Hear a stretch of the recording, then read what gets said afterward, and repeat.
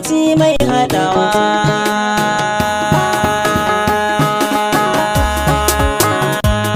Lokaci mai rabawa. Aure ɗan haƙuri ne masoya, sai ku da ango amarya, lallami da juna ku koya. Ku ɗauki hali na manya, ku taka duniya sannu sannu. Kar ta sanya ku kwalla idan da ke da mayar idanu. Gaba zai dinga kalla, turmi ta bar ya aikin su casa. Bacci kuke ku farka matasa, kada ku ɗauki komai da wasa. Hannu ka ba su washi ka amsa, ka so a so kana yarda su ne. Irin kwarai za ku shuka, na gani nai da wayo. Kaska jini nai ta zuka, an yi kisa ba an samu tsari. Kada ku dafa wake da kwari, murmushi a donar sabari. Maryam kada yake cewa mari, in jinjiri ya kai shekara ɗaya. Tofa ya kusa yaye, garin gami haɗin kan aminai. Sun fi ƙarfin gawaye, tare rufin ƙasa sai a zara.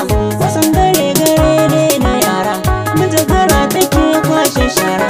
Doki abinci ma sai da ɗora, takun mutum daban dan na adam.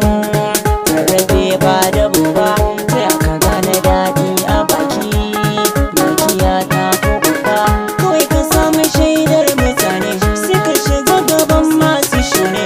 Don kama ya zan fitila ne, masu tuwo ku wanke tukwane. Gimbi ya giwa mai karya rasa, magani na itace, ita kwada musa ta ki sabo. Sai gani sai kwasance, zaki na nama an bar wa zabi.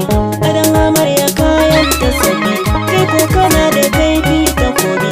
Mutu ga wanda ya kama rabi, koda da iya ruwa fidda kai ne. Wanda ba zai wuce ba, iko na samuwa ko rasawa.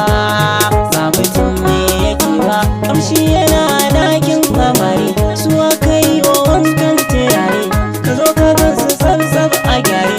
Da kallabin su ɗauri na ture, tabbas idan zama ya daɗewa, to hali ya zame ɗai. Kar wanda ke ta jiji da kai dai, duniya ce ta rudai.